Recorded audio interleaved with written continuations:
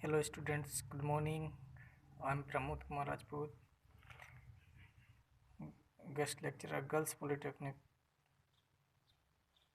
चरखारी। आज हम पढ़ेंगे NFTL का लेक्चर 28। इसके अंतर्गत हम पढ़ेंगे बैंड स्टॉप या बैंड रिजेक्ट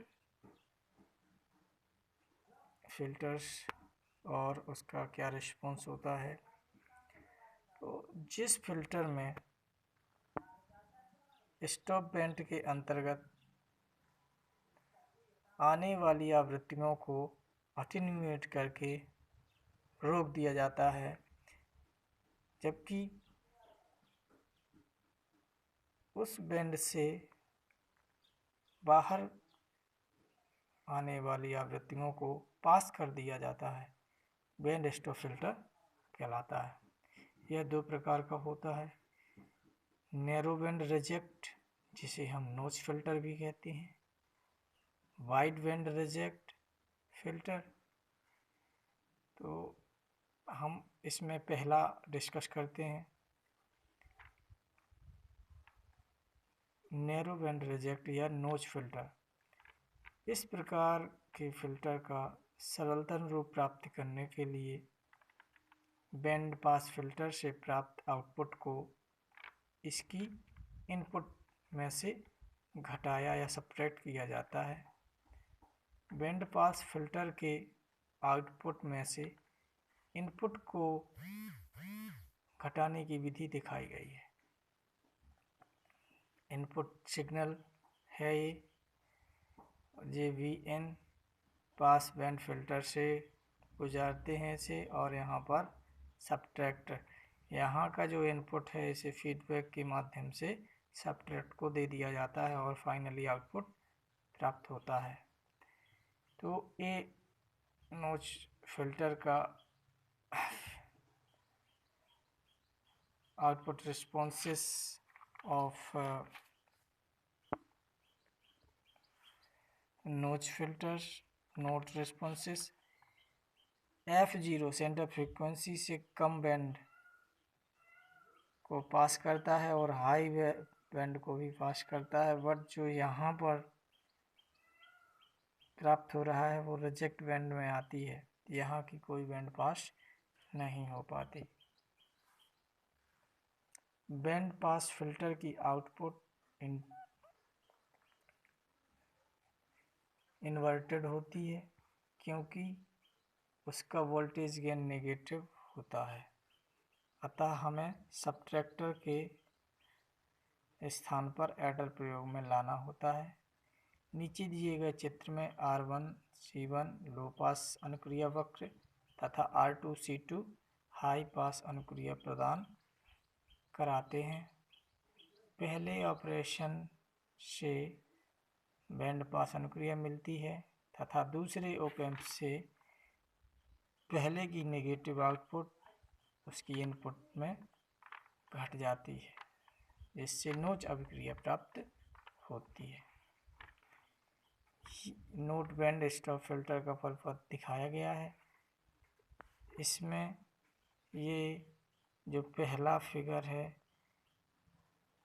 ये नोच बैंड स्टॉप को प्रदर्शित करता है, बैंड पास फिल्टर को प्रदर्शित कर रहा है, और ये दूसरा फिगर है ये एडर को शो कर रहा है।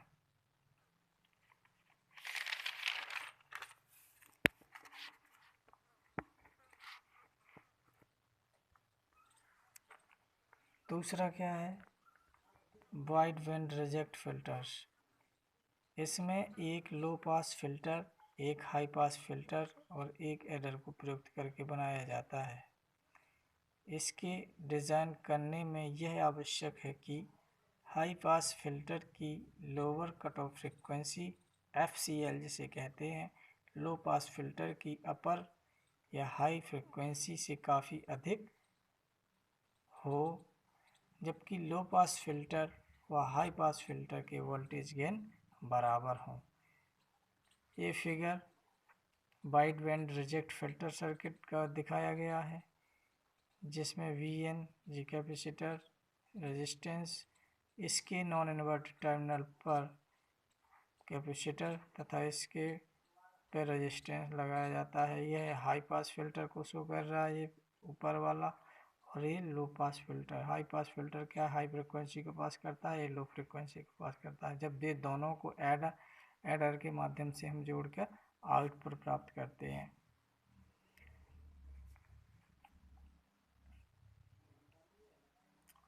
फ्रिक्वेंसी रिस्पॉन्स, फ्रिक्वेंसी और गेन के बीच खींचा गया ग्राफ। ये गेन है,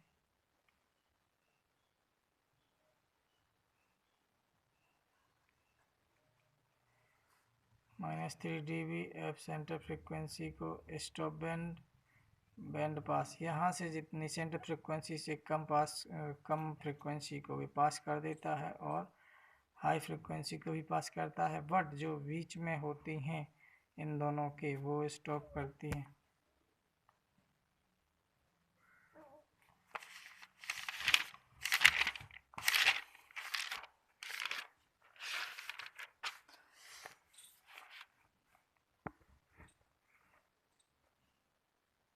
यूनिवर्सल फिल्टर की कार्यप्रणाली। पहले तो यूनिवर्सल फिल्टर होता क्या है। Universal filter all pass filter के एक्टिव फिल्टर के नाम से भी जानते हैं।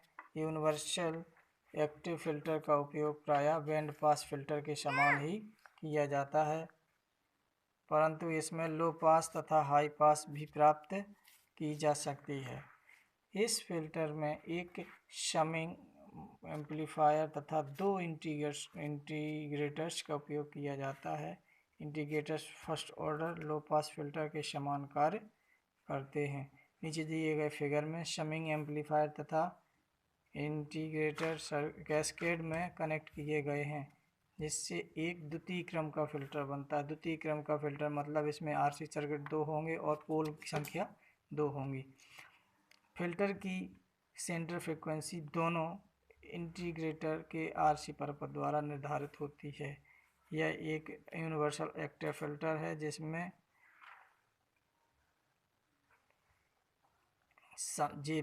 जो जितना जे फिगर है समिंग एम्पलीफायर है और जे दूसरे में इंटीग्रेटर का प्रयोग किया जा रहा है और इसके बाद जे आउटपुट प्राप्त हो रहा है।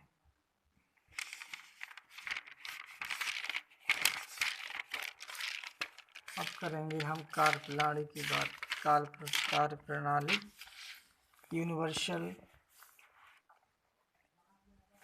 यूनिवर्सल फिल्टर की कार्यप्रणाली किस प्रकार से करते हैं। सेंटर फ्रिक्वेंसी एफसी से कम आवृत्ति के सिग्नल समिंग एम्पलीफायर तथा इंटीग्रेटर से गुजरते हैं तथा 180 कालांतर आउट ऑफ फेस पर फीडबैक होते हैं।